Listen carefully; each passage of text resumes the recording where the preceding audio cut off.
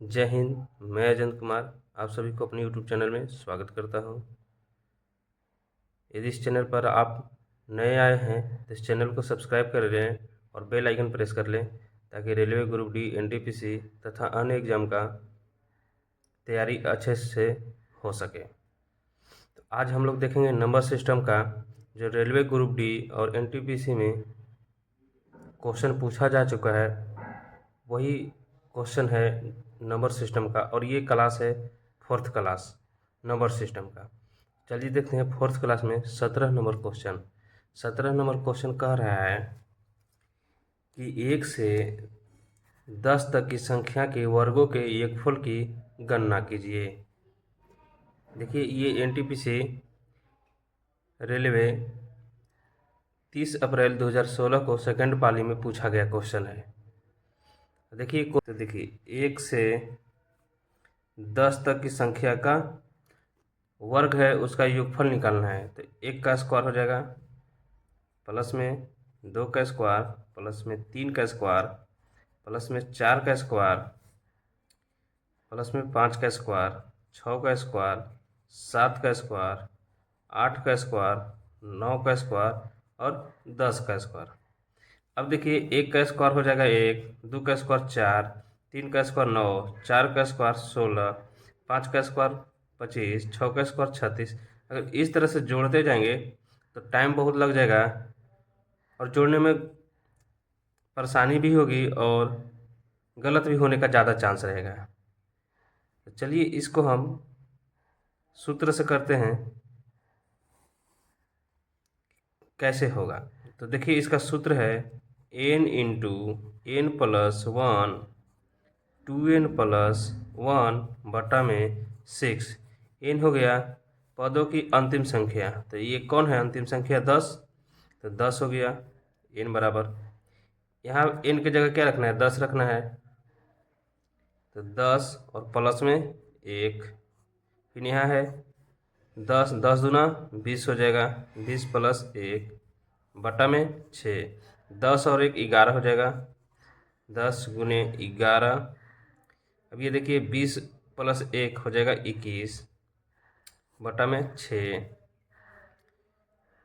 7 से 3 बार में कटेगा और 6 2 बार में कटेगा, यानी 2 से 3 बार में कटेगा। अब देखिए 2 से 10 5 बार में, 7 बचे 35 गुने 11। अब देखिए यहाँ 11 का नियम प्रयोग करेंगे कि 35 गुने 11 कितना होगा। देखिए 11 का नियम है कि जो शुरू वाला संख्या है उसको लिख देंगे, वैसे ही इस दोनों को आपस में जोड़ेंगे, 5 और 3 8, और हासिल तो नहीं है तो लास्ट वाला वैसे ही उतार देंगे, तो 385 हो गया। तो ऑप्शन नंबर सी राइट हो जाएगा। अब देखिए देखते हैं 18 नंबर क्वेश्चन। 18 नंबर क्वेश्चन कह रहा है कि यदि 2.5 किलो का, ये भी एग्जाम में पूछा जा चुका है, ठीक है, 2.5 किलो सब्जी की कीमत 120 रुपये। देखिए कितना ईजी है, 2.5 किलो सब्जी का दाम है 120 रुपया। तब पूछ रहा है कि 1 किलोग्राम के 3/4 का मूल्य कितना होगा। तो 1 किलोग्राम, देखिए 1 किलोग्राम का 3/4 हो जाएगा, 1 गुने 3/4। तो 3 से 1 में गुना करेंगे तो कितना हो जाएगा? 3, 3/4, यानी 3/4 का दाम पूछ रहा है। 120 बटा कितना हो जाएगा? 2.5 किलो, और गुने 3/4 क्यों हो जाएगा? क्योंकि 2.5 किलो का दाम 120 रुपया है। तो जिसको निकालना रहता है उसको ऊपर लिखते हैं, तो रुपया में निकालना है तो रुपया ऊपर रख दिए। अगर केजी निकालना रहता है तो केजी ऊपर कर देते हो, रुपया नीचे। ये देखिए पॉइंट हट जाएगा तो ऊपर में गुना हो जाएगा 10 से, तो हो गया 25। तो 25 को 5 से और 10 को 5 दूना 10, फिर 5 से 120 24 बार में, और 4 से 24 6 बार में, बच गए 6 2 3, 6 2 3, 6 दूना 12 बढ़ती आई 36 आंसर। तो इसका राइट आंसर हो जाएगा ऑप्शन नंबर बी। अब देखते हैं 19 नंबर क्वेश्चन।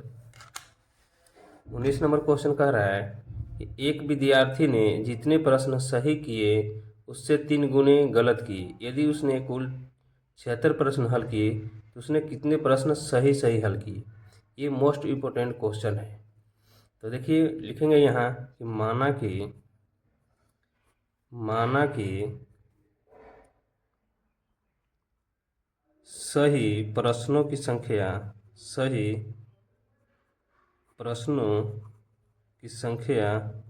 क्या है, x है, तथा तब क्या हो जाएगा 3 गुने गलत प्रश्नों की संख्या। कह रहा है कि सही है उससे 3 गुना क्या है, गलत है। तो सही हमको कितना है, x है, तो गलत कितना हो जाएगा 3x, क्योंकि 3 से गुना करने के लिए बोल रहा है 3 गुना। अब कह रहा है कि सही तो किए हैं x प्रश्न और गलत किए हैं 3x प्रश्न, और दोनों मिला के कुल प्रश्न कितना है 76 है, क्वेश्चन में कह दिया है। तो x प्लस 3x बराबर क्या हो जाएगा 76। 3x और x हो जाएगा 4x बराबर में 76। x बराबर क्या हो जाएगा 76 बटा में 4, 4 से 76 19 बार में लगेगा। x बराबर क्या हो गया 19।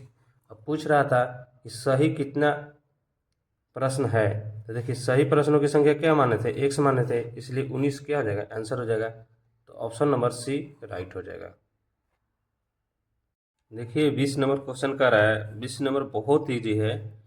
20 नंबर कह रहा है कि 38 का मतलब क्या होता है गुना 15% क्या होगा। तो 15% परसेंट का मतलब क्या होता है बटा में 100, प्रतिशत का मतलब होता है बटा में 100। तो 38 गुने 15 प्रतिशत है, तो बटा में क्या हो जाएगा 100। अब 15 अठे 20 से 0 हासिल 12, 15 तिया 45 और 12 कितना हो जाएगा 5 2 7 और 4 1 5, यानी 570 बटा में 100। 1 0 से 1 0, अब नीचे बच गया 10, 57 बटा 10, तो कितना हो जाएगा 5.7। इसका राइट आंसर हो जाएगा ऑप्शन नंबर ए। अगला क्वेश्चन देखते हैं। अगला क्वेश्चन कह रहा है कि यदि एक संख्या के, मान लेते कोई संख्या x है, x संख्या के 9/5 के मतलब क्या हो जाएगा का की के रहेगा, तो क्या है इसका मतलब गुना 9/5 का 35%। तो प्रतिशत का मतलब में बटा में 100 क्या है 252 है। मतलब कह रहा है कि कोई संख्या है उसका 9/5 का 35% 252 है। तब कह रहा है कि वो संख्या ज्ञात करें। संख्या माने कौन x माने है, तो यहाँ से काट देंगे 5 सते 35। अब देखिए 5 और 2 7 और 2 9, तो 9 है, तो संख्या का योग 9 हो गया, तो ये 9 से डिविजिबल होगा, इसीलिए 9 से काट रहे हैं। तो 9 से 9 दूना 18 और 7 25, तो 9 अठे 72। अब देखिए 28 7 से भी कट जाएगा, 7 से 4 बार में 28। अब ये देखिए बटा में 100 है, यहाँ बराबर है, ठीक है, यहाँ बटा में है तो उधर जाएगा तो गुना में हो जाएगा। तो x बराबर 4 गुने 100, तो x बराबर क्या हो जाएगा 400। तो संख्या कौन है 400 है। इसका राइट आंसर हो जाएगा ऑप्शन नंबर बी। अब देखिए आगे क्वेश्चन कह रहा है 22 नंबर, 80 के 60% का 7/8 कितना होगा। ये भी बहुत इजी है, एग्जाम में इजी ही क्वेश्चन आता है। देखिए 80 का मतलब क्या हो गया गुना 60%, तो बटा में 100 गुने 7/8। देखिए 2 जीरो से 2 जीरो कट गया, 8 से 8 कट गया, 7 से कितना हो जाएगा 42। इसका राइट आंसर हो गया 42। 23 नंबर क्वेश्चन देखते हैं। 23 नंबर क्वेश्चन कह रहा है